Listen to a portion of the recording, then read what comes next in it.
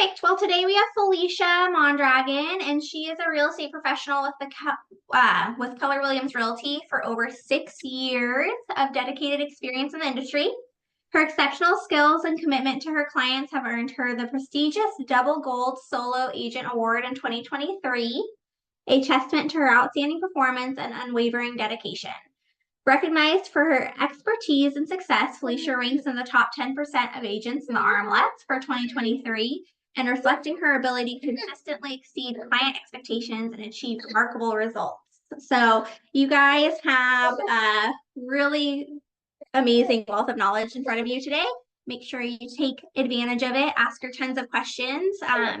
Her dad was actually one of our original founders in the Eugene Springfield office as well. So she's got, and her brother's in real estate too. So she's got a whole family of real estate agents. Claire says I'm done. Take it away, Felicia.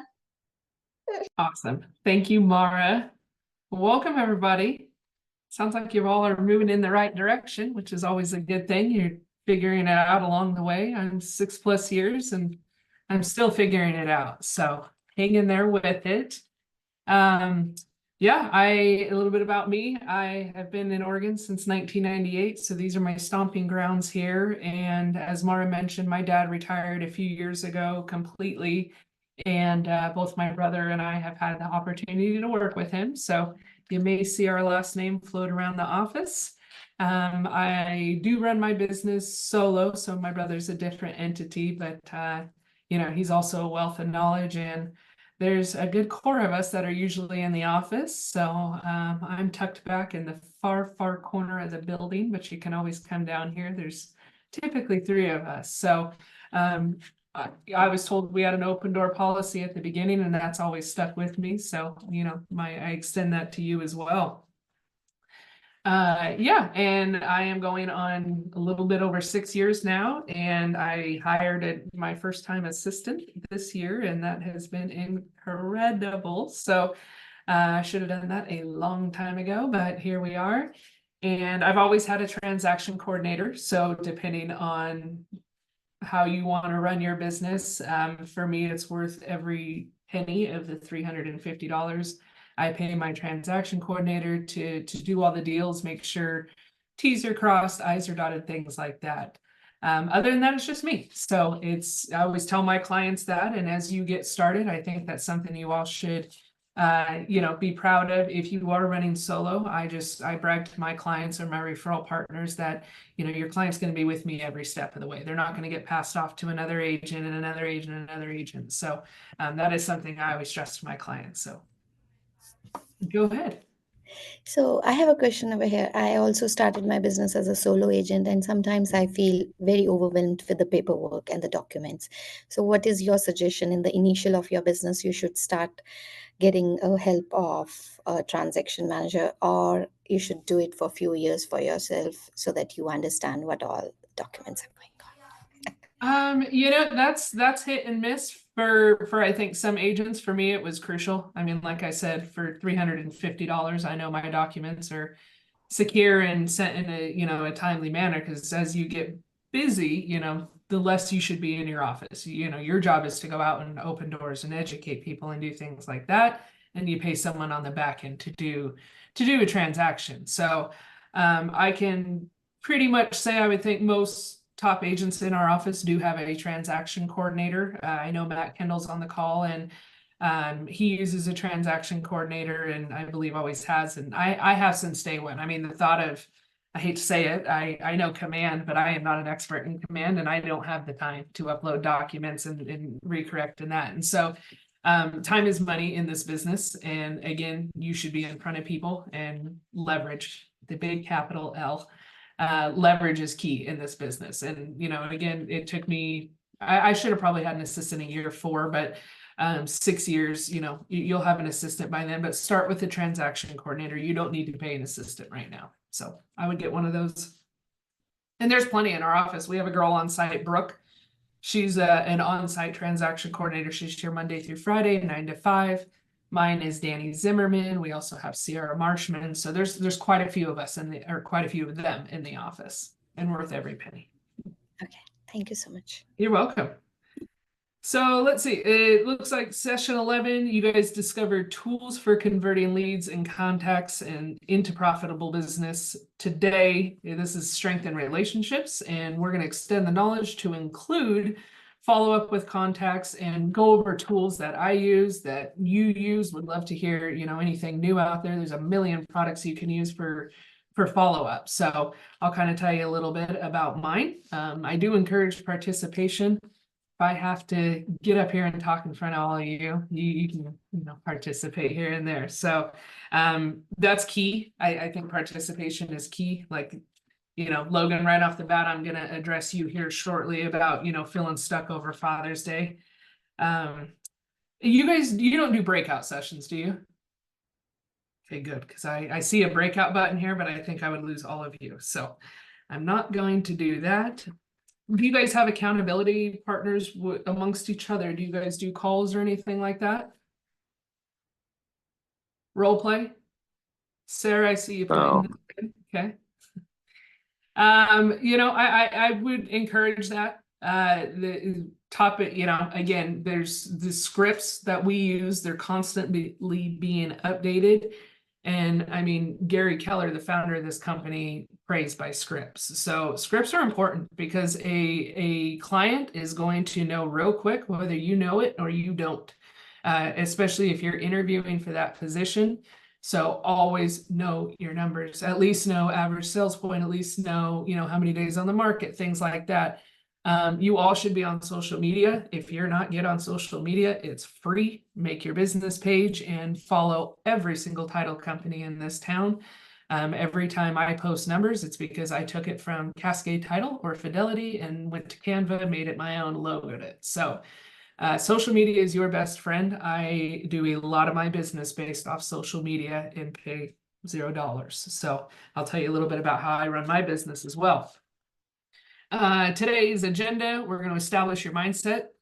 We're going to identify the goals. We'll make the plan. We'll go over a recap, talk about ahas that any of you have had. If you have ahas along the way, just signal me, and I'd love to hear them. And then your daily success system. So by the end of today, you should be able to apply follow-up principles for leads to contacts. Create your 36 convert to touch plan. So you should be touching your people 36 times a year at the minimum. Really, that's not that big of a number when you think about it. Design and use the MOFR. So make offers for immediate response messages that generate interest. So I'll tell you kind of a little bit about how, it's not constant. I was just talking to my coach this morning, and she says, if you can get a 20% return rate, that is fantastic. So you may make 100 calls and maybe 30 pick up, and maybe 20 will give you a chance. Maybe 10 of those may know somebody, and maybe 2 or 3 will actually know someone that day that can buy and sell. So it's a grind, but this is what we do. This is what we signed up for. And then we're going to develop strategies to grow the number of contacts in your database. And so that's kind of today's agenda there. Again, please chime in when you'd like. Feel free just to cut me off because I'm looking down. So if I don't see you, just cut me off. So we'll just start with this. What mindset do we need to adapt to successfully nurture relationship with contacts? What mindset do you think you need to go into successfully nurture relationships with your contacts? If you have a mindset where you're going to start your day and you're already mad you have to make calls, you think you're going to have a good return on that type of day? Or if you get up and you say your affirmations, if that's what you do, I'm a believer in affirmations. You got to start your day with a positive mindset. If you think you're going to have a crappy day, you will have a crappy day. Some of the best advice I got is smile when you are talking. Doesn't matter if you're in person or not, they're going to hear that smile conveyed through the phone. They're going to hear your confidence. If you're, mad that you got cut off at the stoplight and that's how you're going to start your first 10 calls, that's your mindset for the day. So remember, we are independent contractors. There's nobody coming in my office asking, did I make my calls? There's nobody like that in this world. Now, if you have partners, spouses, things like that, there's a little accountability. Excuse me. I have a goal board in my office. I have my deals up, and every week my assistant makes me write daily, weekly, monthly goals. So we each have a pretty big goal on there. She's got a barn dominium and I have an island. So, we got a lot of work to do, but I think it's so important for you to write down not only your big why, you're going to hear that a lot. What's your big why? Who's your big why? But you are your own boss. So if you don't show up and you don't do the work, you're not going to see the results. So you got to go in with that mindset. I encourage reading. Yes, Sarah. Oops, Sorry, I yeah. got it. I just wanted to add that I think, and most of the people I've interacted with on here now are like this, but I think we have to remember that when we bring somebody a home or we help them sell their home, like we are doing it, I think of it as a service, as some way that I am helping them. And so if you think about it as, they need us to be the experts, they need us to be the middlemen, the things that make it happen. And as long as we're going about this, because I want to call someone and be like, oh, I'm bothering them, or I'm in the way, or I'm whatever negative thoughts we have to remember, no, there are people who need us, and we just need to find those people and think of it as a service for them. And then we can kind of have that positive attitude about it, I guess. Absolutely. Yep. Thank you for sharing that. Again, you nailed it on the head. They need us. There's a reason they're in our database. Now, if they don't want to be in your database, they will tell you to stop.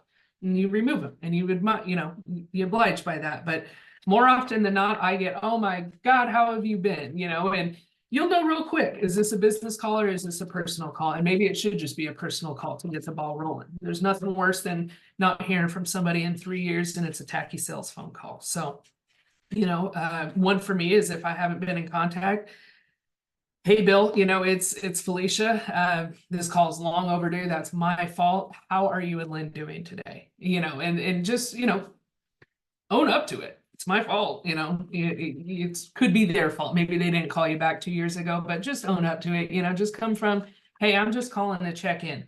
The ice storm was a great opportunity because there was very little business going on. And for me, that was, hey, I call everyone in my database and do you need help? I have a pickup truck. I know Matt Kendall is huge on that. You want to talk about access service? You guys come talk to Matt Kendall and what he does for his clients.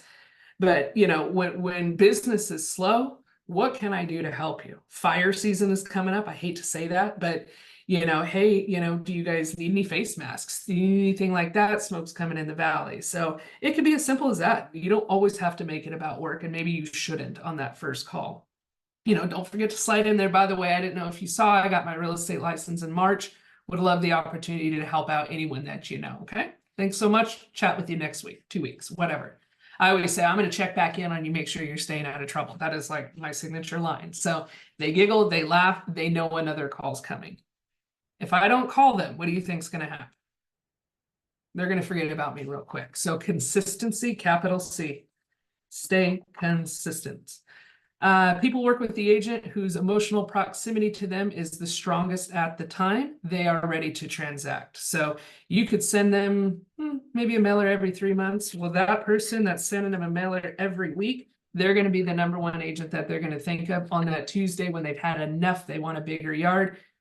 Who's postcard or who's been touching them. So I was just telling my coach this morning, I get 5 postcards at least from different agents a month at my own house. And I have a fairly predominant name in this industry. And some of these agents are sending me, I want to sell your house. And it's like, know who you're sending your stuff to.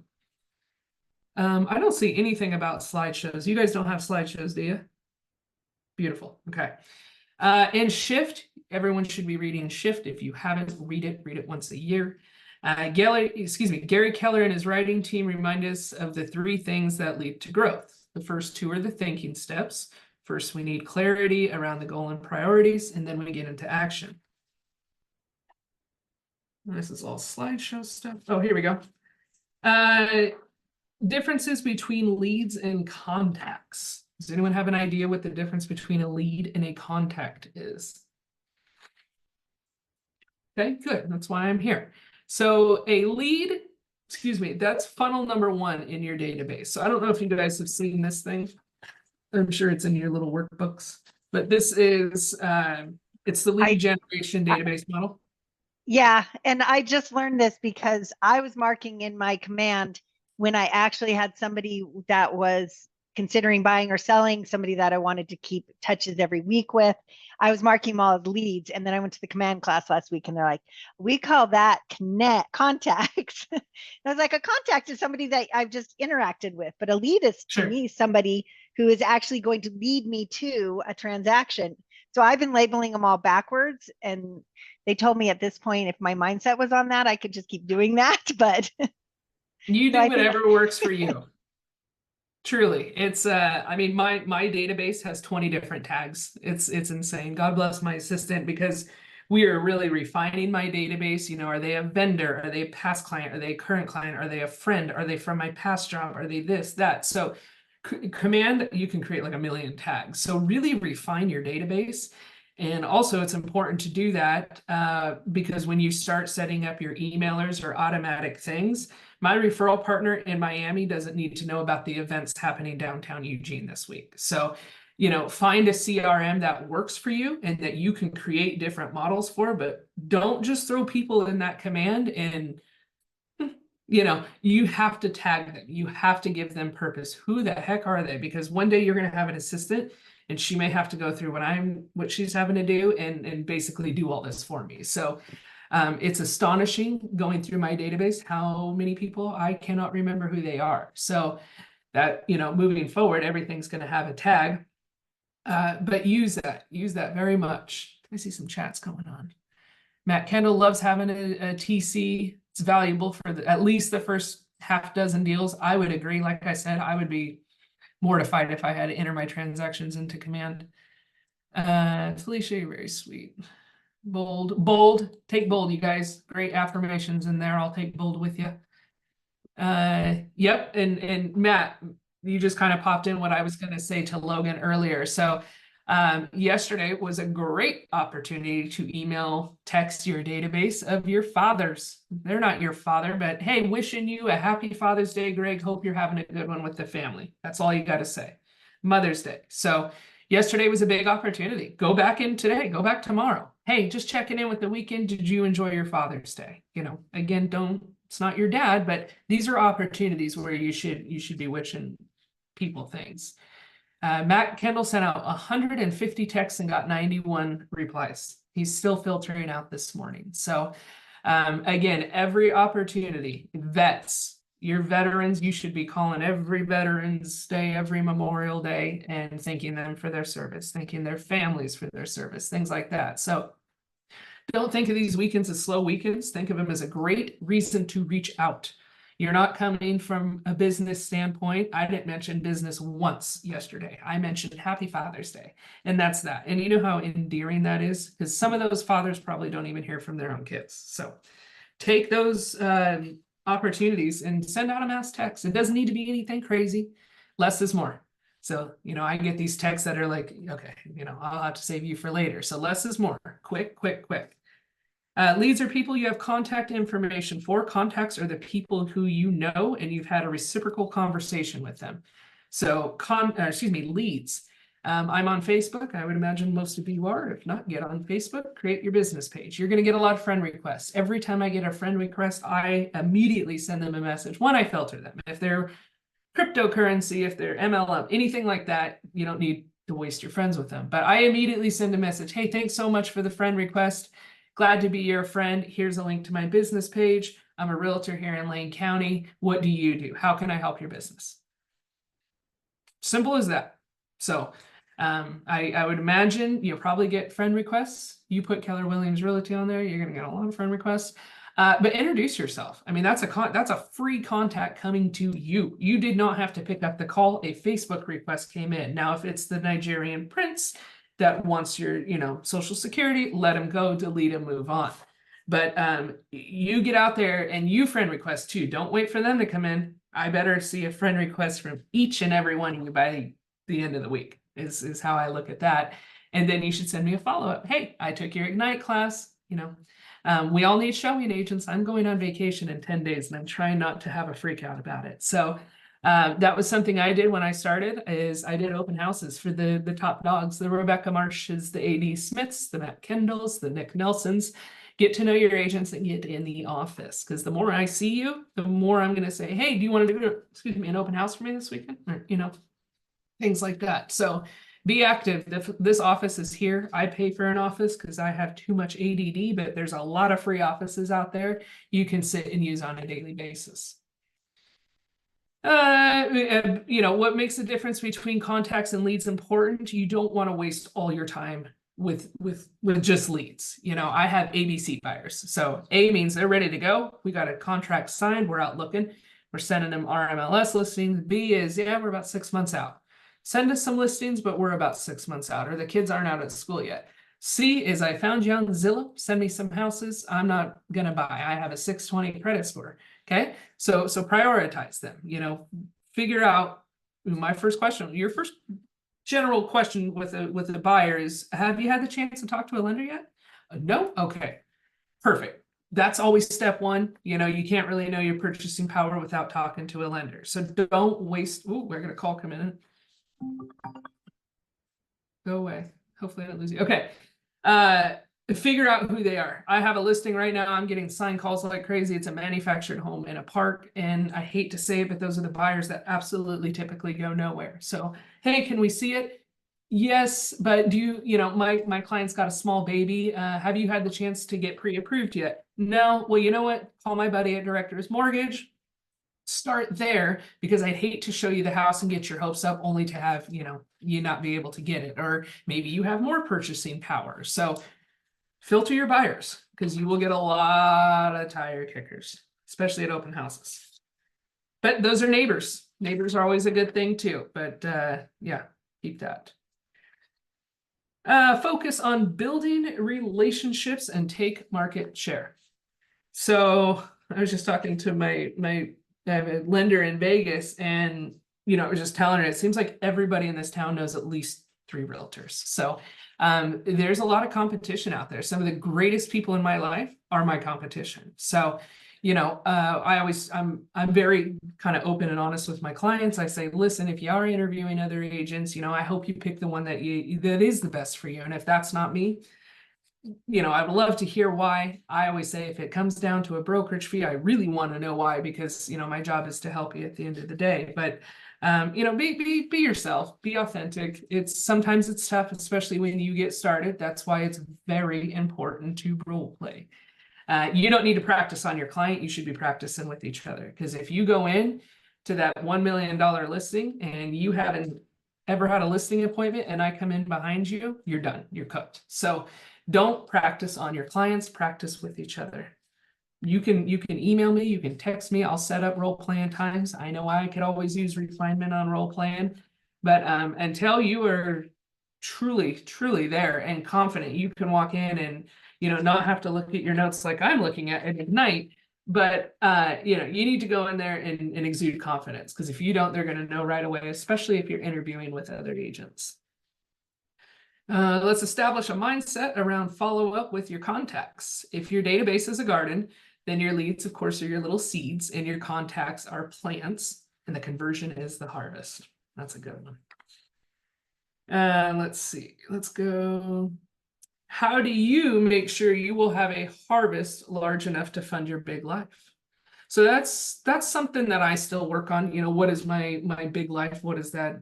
It changes every single year. 1 year I want to be in the forest retiring. 1 year I want to be on an island retiring. So, you know, you got to have goals. You need to write them down, because if you don't, you're going to start making money and thinking, this is awesome, this is great. And then there's going to be a month that it may not happen. And then there could be 2 months, and then we could have a COVID virus, you know, whatever it is. So, you know, it's important that you have written goals down. Some of you may just be doing this part-time. Some of you may have gone all in and just, you know, this is it. This is my last thing. I got to succeed at this. I have to succeed at this.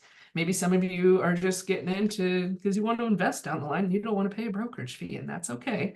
But you know, you got to understand why you're here, because that's your big motivator. And if it's just to get by, you know, being an independent contractor is going to be tough. for that situation, because you're going to have days where you don't want to get up. You're going to have days where it's 90 degrees out and it's a Saturday and all your friends are off, but you have 2 showings. So, you know, it's important to really grasp that that's who we are. So make your goals and make them realistic. And then after you write that realistic down, write down another one that's 20% and aim for that one. Because then if you fall short, at least you hit your realistic goal. As Gary says in Shift, once you meet your new contacts, you either do business with them immediately or you don't. Either way, once you've met them, you put them in your database and you stay in touch with them forever. So again, nurture. I will nurture you until I get the unsubscribe from my email, until I get the stop to my text. And unless you're sending really redundant stuff that 5 other agents here are sending, you know, they want to hear from you. It's important. I know, you know, we all get those emails where it's like, you again, but you know, every once in a while, I'm like, oh, good to hear from you, you know, especially if you have good content. That's what my assistant and I are working on right now is content. I don't want my emails to be all about business. I don't want 3 emails about a market stat every single week, because I get those and they just drive me nuts. So, you know, it could be as simple as what's happened in Eugene this week. If all, you know, everyone message your Facebook friends. Hey, we're having the pre-Olympic trials this week. How cool is that? You know, do you know anyone that's coming out this way? Because there's a lot of people coming to Lane County here over the next 10 days. So make your content relatable, make it interesting. Again, you know, use those filters in command. Your Georgia client doesn't want to hear about the market stats in North Gillum. So, you know, that's a real quick way to get unsubscribed, is if the content is irrelevant to your people. So pay attention to what you're sending. Let's see. You don't have a graph in front of you, so let's move on there. Let's see, your goal from session 11 was to convert leads to appointments, and you learned that that not every lead is able, ready, or willing to meet. When you guys encounter those folks who are not ready for an appointment, you want to use follow-up to stay in contact until they are ready for that appointment. Again, until you tell me to stop or kick rocks, you're going to hear from me. Let's see, if you had to guess, how many times have you agreed to be in someone's database when you were not ready to make a purchase? There's a couple of you out there. Include all the times that you signed up for an email list or text message for a discount that you never even used. But it's easy to say yes. So think about that. You know, if it's something as simple, like I have a digital business card, it's super easy to do. I mean, if you have to start and take a picture of your business card and that's how you send to people, fantastic. But I do find digital business cards are a lot easier to send to people, because then I have your number. Because I could just give you a business card. I could hand you a business card in an open house. Where do you think that's going to go? It's going to go in the trash. It's going to go into your seat. It's going to go everywhere but your phone. But hey, can I send you my digital business card? That way, you keep track of it. It has my website, has all my information on it. Absolutely. What's your phone number? And right there, I got a phone number, rather than here's a card, I hope they call me. So digital business cards, think about those. Again, if they reply stop, you gotta stop. Don't teeter with them, and don't keep sending them spam and things like that. But, you know, again, think of all those emails, texts that you are still getting that you're not putting stop to. Mine is Home Depot. I rarely go to Home Depot, but I can't hit stop. I just can't do it, because what if I need patio furniture that one day that I really want? I'm very specific. And that's why I'm going to hang on to it. So think about that. You know what? I don't need Felicia right now, but I don't want to hit unsubscribe yet, because me and the wife, we are talking about moving. You know, the kids are graduating. We want it, you know, so stay in front of them until they tell you to bugger off. Stay in front of them. They want to hear from you. Let's see. We've talked about Mindshare before and how important it is to convert leads to contacts and contacts to appointments. Take a look at these stats. Again, there's no slides, so you're just gonna have to listen to me. NAR stats, 74 to 75% of all buyers and sellers spoke with just one agent before choosing them to represent. So think about that. So when you get on the phone or you have a new client, there is a 3 out of 4 chance, there's a 75% chance that you can lock up that deal on that phone call, in that meeting, things like that. Only 15% of those 75% considered using another agent. So out of that 75%, only 15 thought, maybe I should get a second opinion. or, you know, maybe I wasn't completely ready to do that. So that's a fantastic stat to me.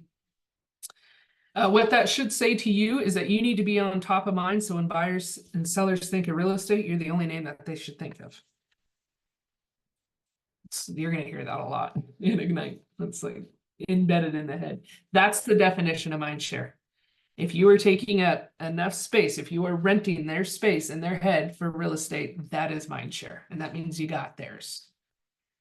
Let's see. Do you remember an earlier discussion, this is probably 1 or 2 ago, of how many real estate databases each year leads and contacts are in? So that's just what I was telling you about. Oh, come back, Logan. Did you make it, Logan? Perfect. Okay. So again, this is the tags. These are the tags in command. So you want to, you know, have a database that is thoughtful and purposeful, because mine wasn't, and mine is an absolute disaster right now. And it is a nightmare. And I'm having to spend so much time doing stuff that could have taken much less time had I done it right off the bat. So tags are important. You need to know who your database is, because if they call you, nothing worse than Carrie who? Right then, you lost them. You lost them. So take care. Like on my, when I put people in my phone, there's like 3 sentences about them. Who are they? What have they sent me? What are they doing?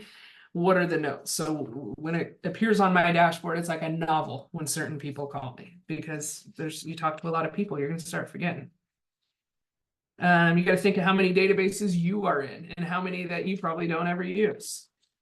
My promotion email, I think I use once a year at Black Friday, but I can't get rid of them because I don't want to have to go through and sign up again. So I still receive them. So again, until they tell you to stop, go for it.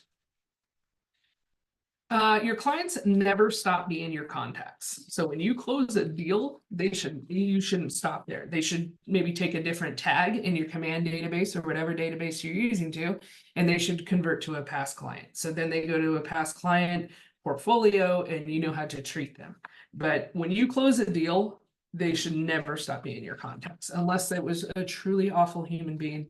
Then you can let them go. If they're not doing anything for you, or you know, things like that, some contacts are good to let go.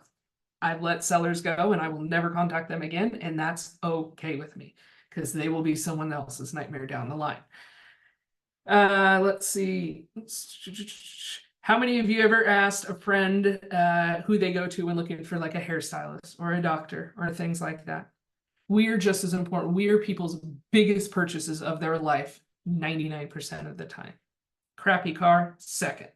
But again, you need to realize the more you get your name out there, I'm finally at a point, I'm 6+ years in, and I'm finally at a point where I'm getting the reoccurrence again. Or finally, I should say, you know, I've nurtured these people long enough to where they're now repeat clients. So, you know, again, you're not going to just fly blind. Usually when you go find a doctor, I know, you know, if you go, hey, who do you like for a doctor? Who do you like for this? Who do you like for that? My ankle's hurting. Who do you like for this? So they're going to do the same with real estate. Very rarely are they going to go on Google. I mean, I don't know the stats there, but I find more word of mouth for real estate agents than anything. Again, that's why it's so important to be in front of your clients all the time. I don't care if their sister's a real estate agent. Doesn't matter. Until they tell me to stop, keep going. Because they'll typically want a second opinion. And family's crazy to work with. I do say that.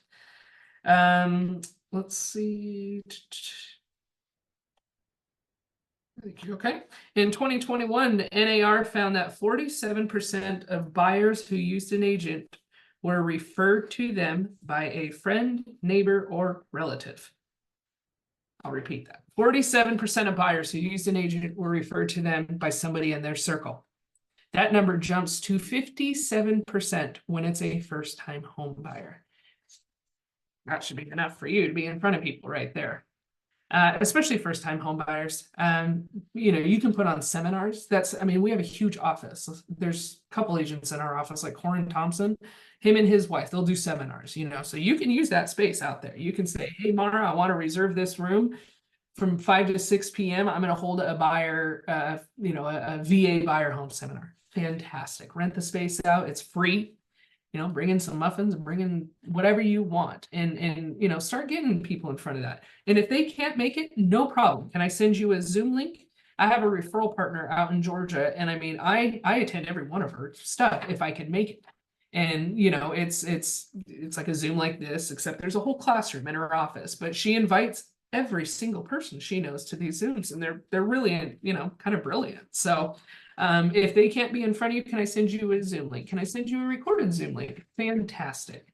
I'm doing another one next month. Would you be interested in coming out? So again, these are just ideas to get people out in front of you. Invite a vendor, invite a plumber. We just did a vendor fair. I'm not sure if I saw any of you this past Thursday, but we just did a vendor fair downstairs. And I mean, there were like 5 different title companies. There were like 2 inspectors. So it doesn't matter if they're competing with each other. They just wanted to be out here and get in front of real estate agents in our office to try to get their services. I talk a lot. Any ahas so far? Okay. No, it's fine. Not even from you, Matt Kendall. That's fine. I'm going to jump on his Zoom next. Again, ahas are important. I don't, you know, if you don't want to share them here in a setting, at least start with yourself. Again, you know, lay in bed. My mind never shuts off. So I lay in bed and think about, you know, what was a good thing? I really try to come from like a place of gratefulness. You know, this is what I'm grateful for my animals, you know, this and that. So again, you are your mindset. There's nobody coming in here telling you to, you know, hey, sorry about that deal. What can I do to help you? They're gonna say that sucks. You know, that sucks. I'm sorry for you. But there's, again, you have to be your mindset, because if you don't set that, no one else is going to do it for you. And again, things like this. I mean, participation is key. You know, showing up is key. I'm sure you guys all are showing up to every single one of your ignites, but you know, being present, being on camera, vocalizing, things like that. Because if you can't do it here, you're not going to do it in front of your client, and they're going to pick it up pretty quick. Let's see, you already know how important lead follow-up is and how you can use the 19 to connect and 1 to cement plans to connect with leads from sessions 10 and 11. So that's something that's carried over. Go ahead. Oh, I thought you were raising your hand. You're just like, get me out of this. Totally understand. Let's talk about how we can use the 36 to convert plan in long term. You know, it's again, not just short term. You want these people to stick around. So I'll just kind of tell you a little bit about my touches and how I do my touches. I have a gift of gab. I'd rather be in person. I don't like phone calls. I don't like picking up a phone. I will do it because it's part of business and you have to do it. But I like events. I like throwing events. And, you know, I keep it as cheap as possible. Go out, get your lender. Every single lender in this town is drooling for business right now, desperate. So I finally locked one down this last year after kind of floating around for many years. And I said, you know, this is my vision. And I need a lender who wants to do events with me. So basically co-partner. Now we have an insurance guy. So now my cost is split a third. And they're simple events. You don't need to go over the top. My last one I did was at a wine lounge in Oakway, and it was for Kids First, which is a nonprofit here in town. So myself and my lender, Jen S. Howdy, we were the sponsors that sponsored this Kids First. Kids First is very near and dear to my heart. That is my one organization, that in St. Vincent de Paul. And I tell my clients that when we go over our Briar presentation, I say, listen, when you work with me, you know, these are the nonprofits that you support in town. Just, you know, just like, you know, tell them what you do with your money. Because, oh man, I saw a good Instagram post the other day, and it's on my Instagram, but it talks about how everyone perceives we make so much money. We make all of this money hand over fist, but it breaks down, and it's not, you know, not a whole lot. There's nobody putting a 401k for you together. Your health insurance isn't that fun to pay out of pocket, you know, so it's important to educate your clients, however you want to brand that self. But in my little slideshow, I basically say, you know, this is how it's broken down. And if they're really sticklers, then I'll really get into how it's broken down. You know, my brokerage takes this, my assistant takes this business. I had a client last month. She's a CPA, just moved here from Tennessee. She knows zero about Oregon real estate. She's like, I think I'm going to get into real estate. How do you? And she goes, break down your costs for me last year. And I broke down my costs for her last year, and they were more than she made in a year. So, you know, she wasn't quick to jump because it's an all in. It's, again, you don't have to go all in, especially if you're doing this part time, but you get what you put into this business. That is 100%. But things I do, so again, I do events. I try to do at least 3 to 4 events a year. I think at the end of the school year, I may rent a snow cone cart and do it here in KW parking lot because it's free. It's free to bring those carts here to KW. There was one here last week. And I did that 2 summers ago. Last summer? Maybe last summer. But I sent a blast out to like 200 people on my database. Bring your kids down. I have a snow cone thing here from 1 to 4. Come on down and get snow cones on me. I had inflatable palm trees. I had leis. I had things like that.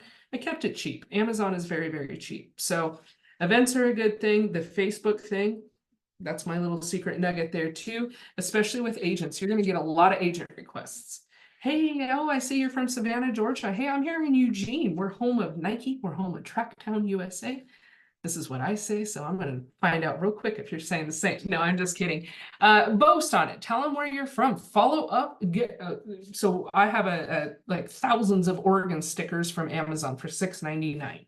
They're little, but every time I get a Facebook friend request from a referral partner, my assistant drops a card in the mail with an Oregon sticker. Hey, nice to be friends on Facebook. If you ever need anything out here in Eugene, let me know. If I can see they're into sports. Hey, I met a guy in February at our big convention, huge Ducks fan.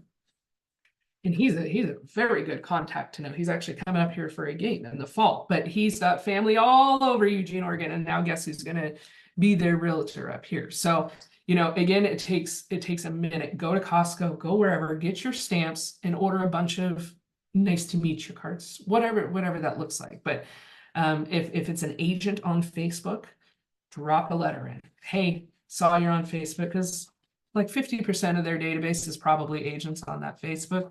So make yourself stand out.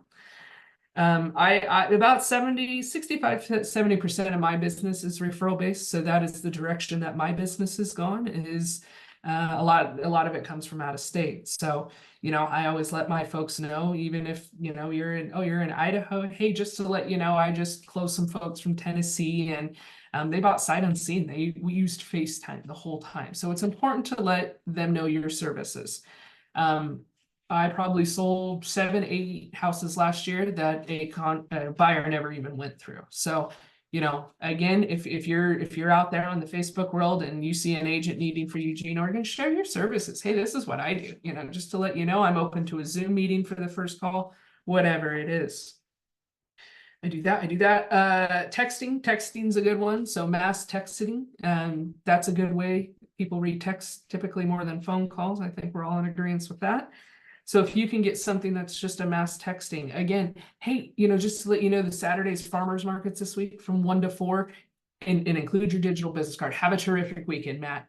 Give my best to Sarah, whatever it is. So mass texting is a good one. Emails are good. They should be happening, but emails can get lost. So you cannot put all your eggs in an email basket, because sometimes people just simply don't see them. Spam, it's a nasty folder. And so, you know, if you're not getting a response, send them a personal email. You know, if it's like a mass email, you know, hit reply all and have your email in there and just say, hey, Greg, I want to make sure you're getting these. Are you getting these? I know you and the family love the Ducks, so I just want to make sure you're staying current with what's happening in Eugene. So, and again, I mean, more often than not, they write back, Felicia, it went to spam the first time. I've added this to my address book. Fantastic.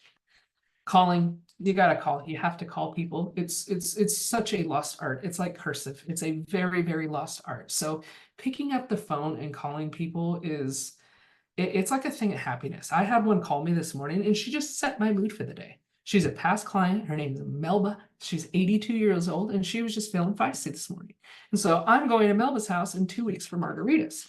And so, I mean, it made my day, and it's not even a business call. Like she just called to say hi. And so, you know, and then as soon as I hung up, and I thought, she's calling me because I haven't called her.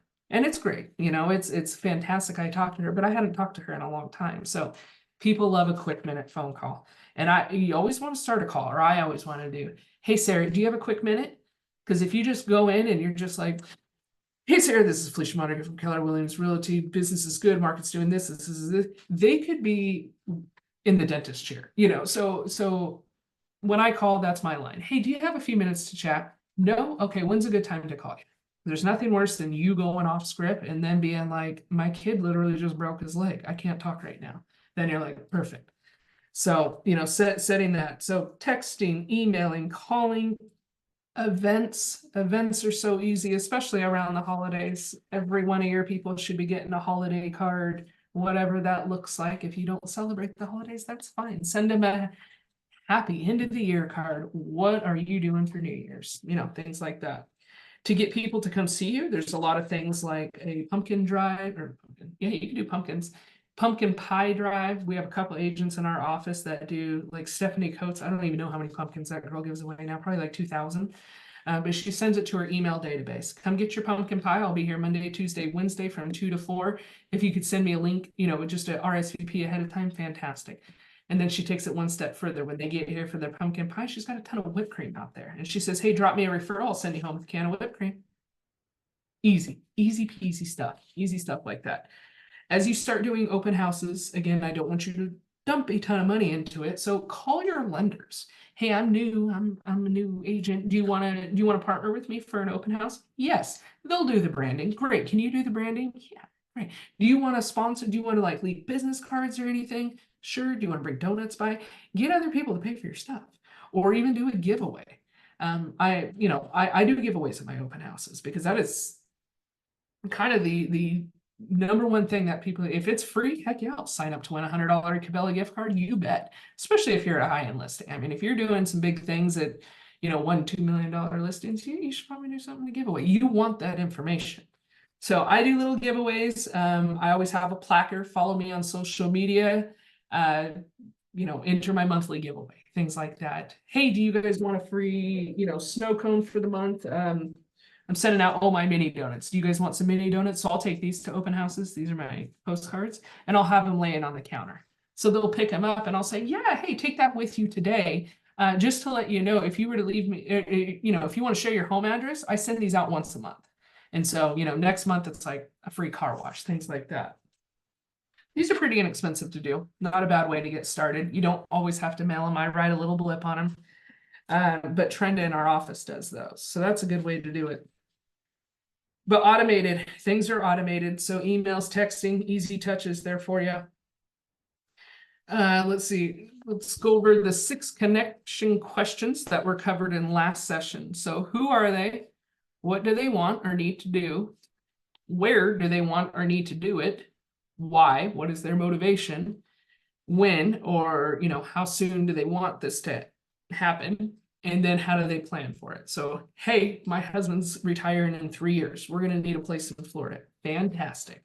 I'm going to put you as a C buyer, but you are going to be a buyer. You will eventually be a buyer, and I will nurture you for the next 3 years. And if you're moving to Savannah, I'm going to call my gal out there and I'm going to make sure she's already sending you listings or at least market activity, things like that. And I tell folks that are coming out of state too. I mean, I have so much in the pipeline over the next 2 years. I wish it was all right now, but then that would leave nothing for later. But, you know, hey, I know you're not coming out till 2025. Do you want just to sign up for my emails? That way you can see what's happening. You can start, you know, I'll send you demographics at any time. Because by the time you get here, I want you to be an expert in the area. That's what I tell my buyers. I want you to know this market like the back of your hand. So let's get started now. Okay. Let's see.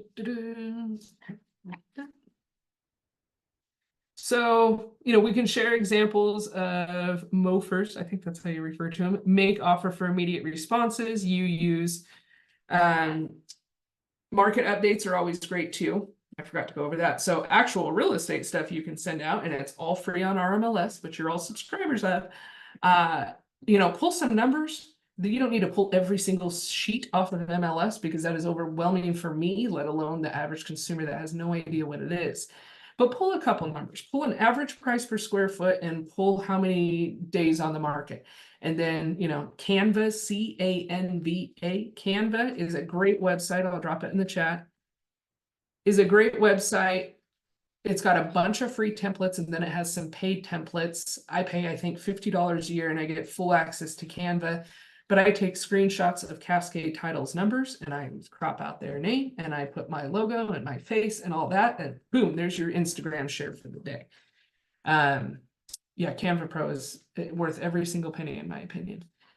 Whoops, enlarge the chat. So again, being in front of people, if you don't have social media, Do it now. It's free. You don't have to pay to put yourself out there. You can pay to sponsor yourself. I don't understand Facebook algorithm. I'm not that agent to talk to about that, but there are brilliant agents out there that get it. And, you know, after your phones probably hear me say Eugene Real Estate, by the time we're done with this Zoom, you'll have somebody popping up on there. Things that you can remind them of. You know, hey, this house just came on the market. I know you guys were looking in there at one point, just wanted to send it to you. Send them a Zillow link, send them a realtor.com link. You don't need to go through RMLS and send them a link and, you know, have them email it. Send them a link right away. Hey, I thought of you guys when I saw this house. I know how much Marsha loves, you know, outdoor living spaces. Just wanted to send it to you guys. Hope you're doing well. Okay, perfect. Leave it at that. You don't need to go any further than that. Interest rates, everyone's keeping an eye on an interest rate, even if you're not buying a house. So interest rates, if there is even the slightest dip of an interest rate, call your people. I have a lady right now, she's waiting for another pandemic. So she's like a D buyer, but she's still in my contact. She's actually a good friend, but she's waiting for 2 to 3%. And I told her that's never going to happen again. And if it does, the world's in a lot worse off place than where it is if we can get down to 5. Hey, I just sold a house in your neighborhood. Did you see that? Did you see I got that seller 50 grand over? Just wanted to let you know your neighborhood's still hot. I had 6 offers on the table. I had to reject 5. So if you ever think about selling, just to let you know, there's a lot of people in this neighborhood that are looking right now. Simple as that. Direct, simple. Practice saying it. Practice saying it over and over. Okay, we're getting there, guys. Let's see. We talked about my touch plans and what I do there. Again, get people involved. Don't wait for lenders to call you. Don't wait for even home inspectors. Call your plumbers. Call your well testers. You're all going to deal with a well and septic inspector at some point. You know, whatever you can to get your name out there, and be kind. Be kind to your vendors out there. So, you know, I just had a text come through and I saw a well inspection canceled for tomorrow, and I can't wait to see when he can get back out there. But I'm gonna just, you know, be kind to your vendors, because the nicer you treat these guys, the more they're gonna come through for you. But you should be letting people know you're in real estate, not just clients. You should be letting everybody know. Depending on how far you're willing to travel. You were licensed in the state of Oregon, so setting your boundaries. Are you willing to drive an hour? Are you going to go to Florence? Fantastic. Start letting people know out there. I want to expand my territory to the coast, so I'm working in Yachats and Walport this weekend. But that's the clientele I'm going after. So just be present and be consistent. Again, be consistent. If you're really good for the next month because you're super jazzed about Ignite, and then you drop off for 6 months and out of the blue you pop back up, people are going to be like, sorry, who's Breanne Brown? You know, it's just be consistent. And I'm my own worst enemy with that too. So if you have 200 contacts in your database and you put each one of those 200 people on a 36 touch plan, I had to use a calculator, but do you know how many touches that is total a year? That is 7,200 touches. Are most of you on Facebook? Yes, just for my own peace of mind. Okay, thank you. I bet most of you have 200 friends on your Facebook. Put them on a touch. Get them on LinkedIn. I like LinkedIn. I like Facebook. I like Instagram. I like LinkedIn. I'm not a Twitter. I'm not an X person, and I'm not a TikToker. There are people out there that crush it, and I got nothing. Find what works for you. But hey, you came through on Facebook. Look them up on LinkedIn. That's where you get their info. That's where you can get an email address, what their business is. Add that to your database. Oh, he's a lawyer? Cool. Hey, I'm new to real estate. I don't have a real estate attorney. Do you practice real estate law? Who doesn't want to hear that? Heck yes, I do. Yes. What's your information? So again, start with your Facebook. If you feel lost, go to your Instagram. There's a cute kid, future realtor in the top corner there. So again, it doesn't take that much. I mean, that number, it just blew my mind thinking, you know, I have more than 200 contacts, and that number could be astronomical. So again, they don't have to be ready to go. They don't have to be wanting to buy a house even, but they need to know you're a realtor. They'd have to know you're a realtor. Again, you read the KW books, put them on your podcast. If you're not a reader, I'm not a reader. I'm a podcaster. I have them going in my office all day long, but I can, you know, read the one thing, read Shift, read the Real Estate Mastermind. They're the holy grails. They're the Bibles. I mean, there's a reason that Gary Keller is who he is today, and they're multi-reads. Read them, more than once. There's a lot of ahas. I get different ahas each time I read those books. They also share the way that they get us there, and to break down our Sunday goals into smaller and smaller goals. Because again, the barn dominium for my assistant's not going to happen overnight. Not unless she gets a fantastic raise, which means my business exploded overnight. So we got to break it down. We have to break it down. What does she want to do a month? She's a mom of 3 kids under the age of 6. She's just getting back into the workforce. So, what is your, break it down. Have a big goal and then break it down, because it takes a lot of little steps to get to that big one. You're not going to succeed overnight. And if you do, I'd like to work for it. No, I'm just kidding. But yeah, again, count how many people are in your database and multiply that number by 36. And that's how many people you get. Felicia, Yes. I had an Yes. aha the other day because I went in to deal with a banking transaction and talking to my banker guy, because I have a new one apparently, because my old one left and didn't tell me she was leaving. So I Okay. went in and he's like, oh, you're not even attached to anybody. So I interviewed them and I got attached to one. And he was telling me about a guy he works with who he's got a whole investment process where he helps people who are real estate investors figure out how to defer taxes in this whole Sure. system, right? But he's like, so he introduced me to this guy and we chatted and he's like, yeah, I'm always looking for real estate agents who can help, because I've got buyers all over the place and sellers all over the place that are doing this investment thing with him. And so I was like, absolutely, here's my information. And who knows if anything's going to come of it. But I was like, the randomest places, right, that you can get a connection. It is So- true. It is true. That is awesome. Glad to hear it. Did you send him a thank you card? I did. Good girl. Good He girl. said it was really That's- good meeting you. You know, I Yep. look forward to this, like the whole thing. So give it another week, 10 days, and send a how can I help you card. Give him the next step.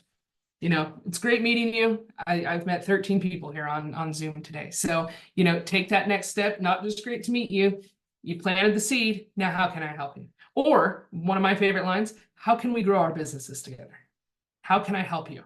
How can we grow off each other? That's my referral partner line.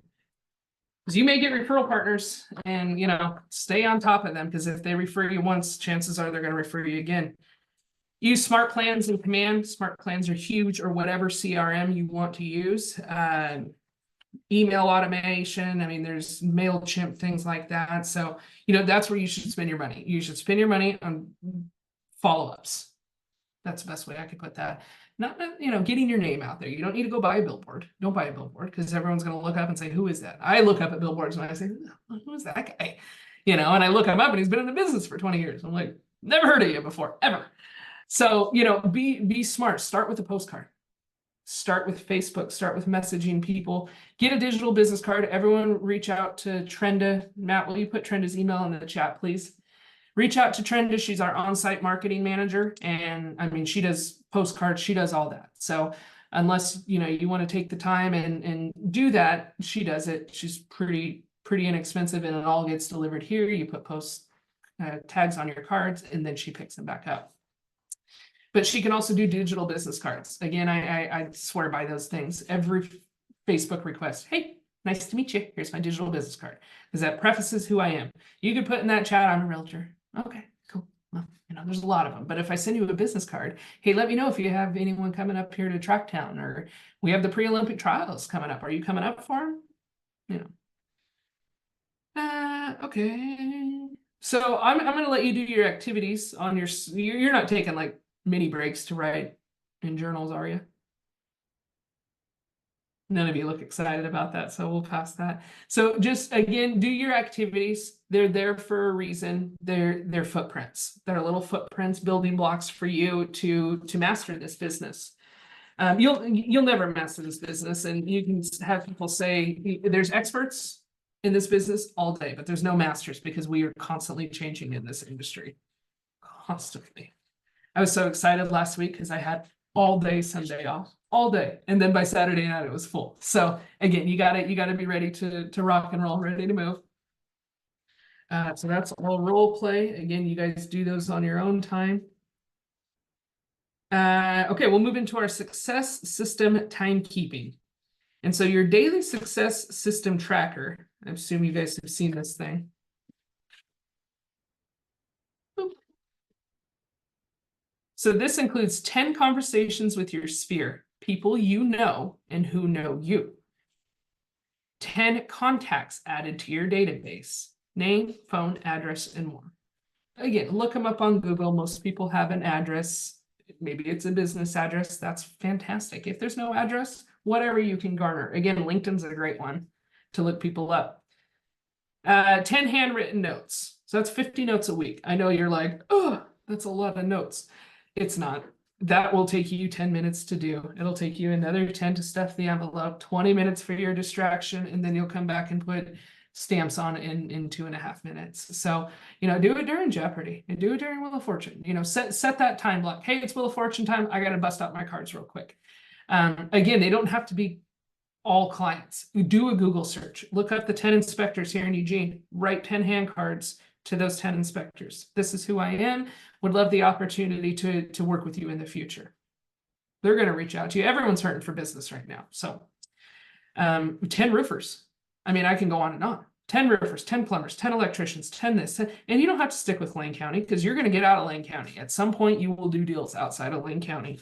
And you will want to do deals outside of Lane County. And you will want to know the inspector that you need to use in Salem, Oregon. I don't want to pick up Google pages. I want to know out of those 10 handwritten cards, who got a hold of me? Someone's bound to say, hey, thanks for the card. Nice to meet you. Let's see, utilize the 10-5-1 model for social media engagement. Again, you can on command, you know, if you just don't have the patience to do a social media post every day, I get it. Set a time block for Saturday between 10 and 11 or whatever time works for you, and go on command and set smart action plans.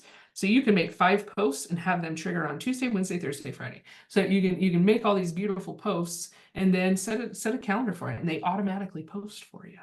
It's pretty cool. That command is pretty cool. Let's see. First job of a real estate agent, of course, is your lead generation, because that is what activates your leads. In addition, practicing conversations and dialogues will prepare you for success. That is appointments, signed agreements, signed contracts, and of course, closed sales. Before we get involved with our sphere and lead generation, we must remember to comply with the do not call list. So if they're on there, please don't call them. Leads to more trouble for us. If you don't know what that list is, do a little search of the TCPA and do not call list, and it'll pull it on up. Now, I am on the do not call list, and I cannot tell you how many spam calls I get a day. So don't be that person. You know, don't be that guy. Okay. Let's begin by getting our mindset primed for success. So again, affirmations are huge. So I know as soon as we all get off this call, you're all going to make your calls, or you already did this morning and you're just ahead of it for the day. But again, set your mindset. I always say every person wants to talk to me, and if they don't, you'll know real quick. No hard feelings, move on. Or you'll get their voicemail. No one's going to call, or no one's going to pick up and say, oh, why did you call me? Click. That's never happened to me. Go through your database, make sure there's no X's in there. You may get that, but most of the time people are just going to send you to voicemail. I always follow up with the text in my business card. Hey, just left you a voicemail. Just wanted to check in, see how things are going. Have a good day. Give me a call when you get a chance. Or let me know, excuse me, let me know how you're doing when you get a chance. Because call, that could be an intimidating word. I mean, I get messages like that from my family. I was like, ooh, I don't want to call you. Let me know how you're doing, even if it's text. Because that's another thing too that I always ask my clients right at the get-go. How do you prefer to be communicated with? Because some people don't like text. I just got a client 3 weeks ago, and they fired their last agent because that agent never picked up their phone, not once. She would reply back and say, I'm doing this, can we text? And I mean, this is a $600,000 transaction. So I know if I'm making the biggest purchase of my life, even as a real estate agent, you better pick up your dang phone. And if they don't feel like they're being taken care of, or you don't have time for them, they're going to find someone else that has time, like me. Role model, again, that's important. I'm happy to do that anytime with you guys. And I know there's plenty of agents in here. If I'm sure you've talked about the NAR lawsuit, that's kicked into place, all that, that's taking place July 1st. That is taking place in less than 2 weeks. That the buyer brokerage commission is off RMLS. Do you know how to have those conversations? If you got a listing tomorrow, would you know how to have that conversation with your seller and say, listen, this is the contract today. I got another call. This is the contract today, but just to let you know, July 1st, it's going to change to this. Most people don't know about this lawsuit, and we're all taking it kind of day by day with what we know, but you need to understand that lawsuit as much as humanly possible right now. And I will role play with you on that. I haven't done a lot of script practice with that. Knock on wood. Thankfully, all my sellers have been on board with it so far, but you need to be ready, because that's going to shake up this industry a lot, like Yahtzee. You're going to see a lot of agents drop off at this next year because they don't know how to have that conversation. And if you go into that and you're shaking, asking your buyer for 2.5%, or maybe it's 1.5%, they're going to be like, what the heck, The more you negotiate their money, that's what I say to my clients too. I lost the listing last week because I wouldn't go to 1%. My time and what I put into a listing is worth a lot more than 1% at this particular property. I also took a listing last week. I took it at 1.5%, because that's my call to make. It's a family situation. They don't have barely 2 pennies to scratch together, and they just need help. So, take it for what it's worth. Felicia, can I put in on Yes. that? Because I don't know if the rest of you feel kind of lost in this area.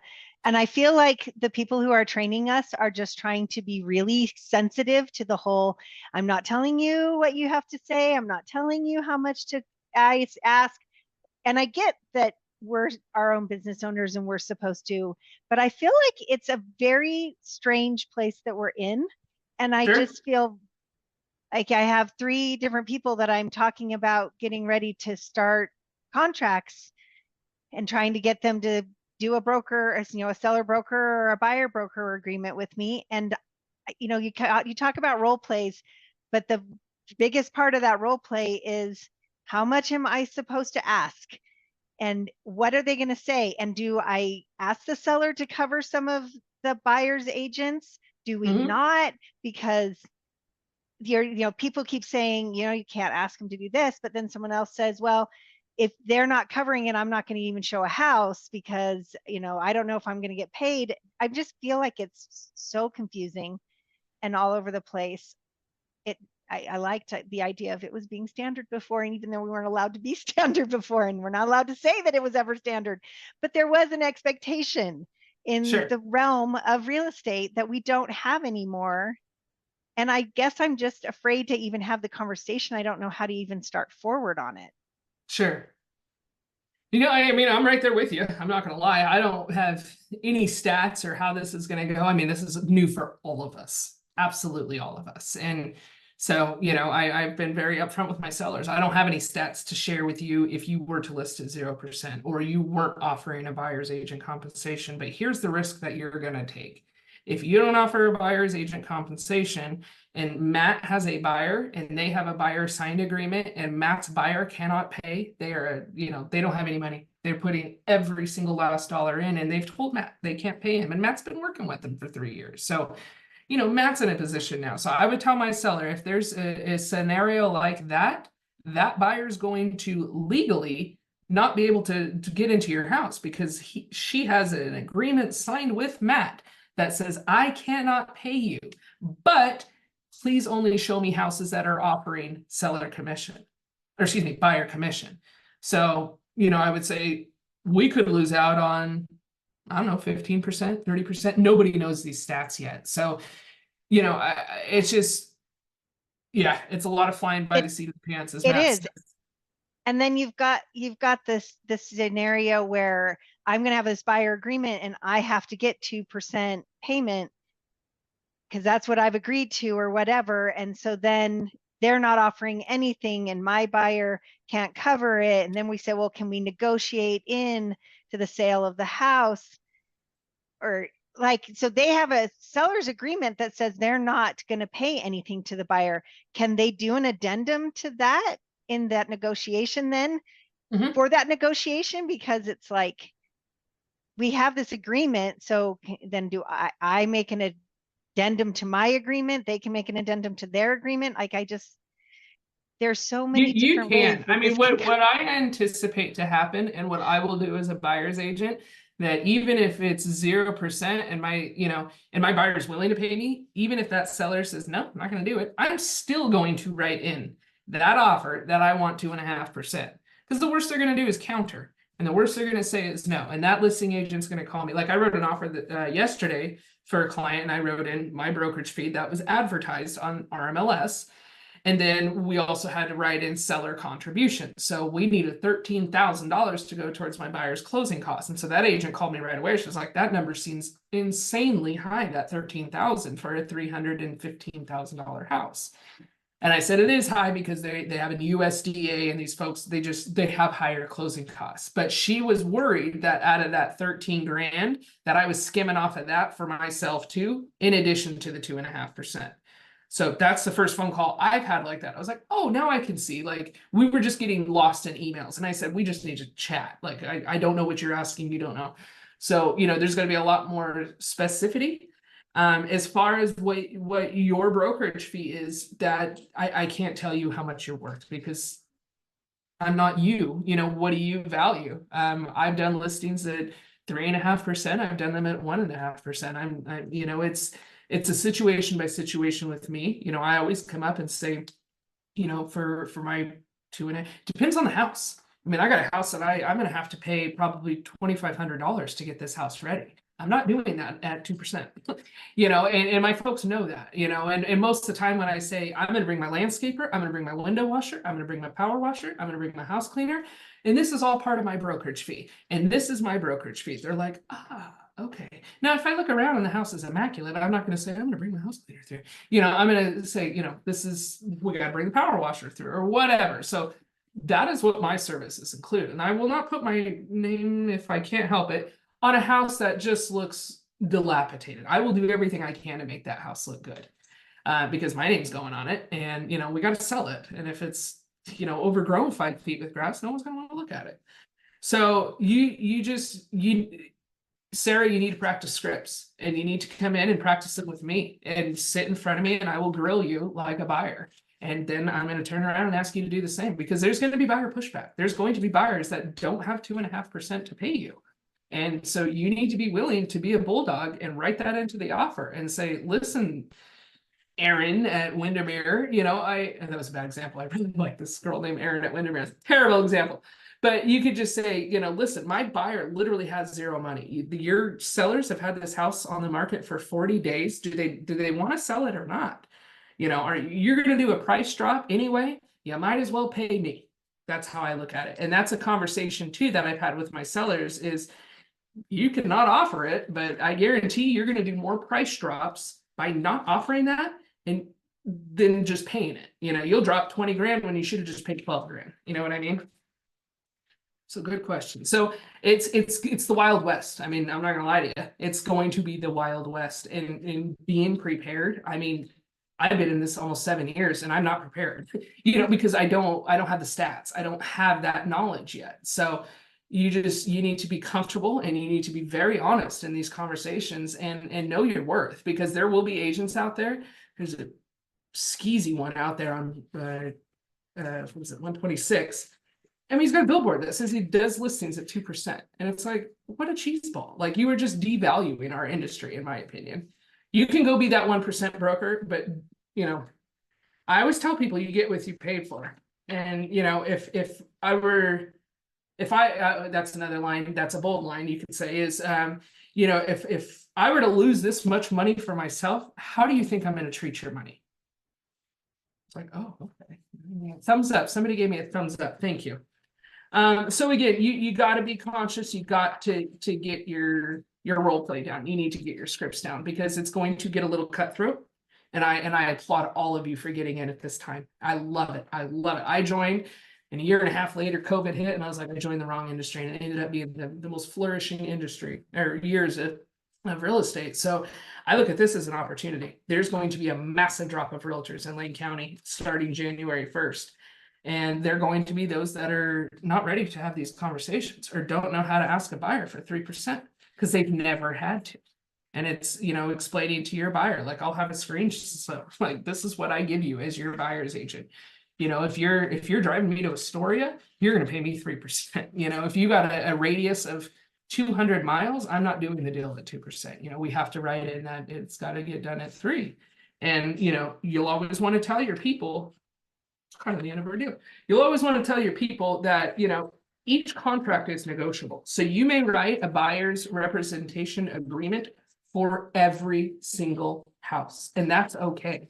You know, if you have clients that you show 20 houses here in Eugene too, and have put in all that time, and you wrote that you would do that at 2%, and now they want to see one in Astoria or whatever, you know, hey, the proximity's going out a little bit, we're going to have to readjust that, or, you know, however that looks like.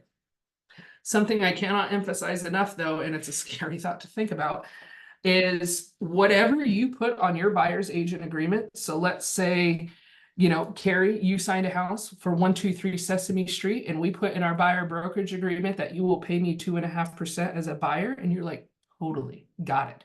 And I show you 123 Sesame Street, and John Doe has 123 Sesame Street at 3% commission. I can only take 2.5% because that is what I wrote with Carrie. So careful on devaluing yourself, because if you write in that you're a 1.5% agent and that selling agent is offering 2.5%, you can only collect 1.5% unless you indemnify and redo that buyer brokerage agreement with your buyer. And they're going to say, you agreed to 1.5%. You know, what if you get that buyer that says, well, I could really use that 1%. Why don't you kick it to me? Why don't we have that seller kick me the closing costs? So know your value. Know your value. You will lose deals because there's going to be some sleazeballs out there. Again, I lost one last week, and it's like, dang, that sucks. It was a $1.1 million listing, and I wouldn't do it for 1% because it needed a ton of work. And it is what it is. And, you know, I know my value. It burned a little bit, but I also thought, God, man, that could have been a nightmare to work with. You know, they weren't willing to listen at the listing appointment. They hired me for a listing appointment, and I am the professional, and they didn't want to hear it. And it's like, why am I here? You know? So you know your worth too. You don't need to work with everybody. You know, work as many people as you can right now, but you will have people that you're like, my God, maybe I don't want to add them to command after this deal is done. And that's okay. And that's okay. So know your worth, but you know, is like Matt and I are always in this office. I got a guy next door, Nick Nelson. Matt's writing some good stuff in the comments. I see people are chiming in, but there are, yeah, Matt,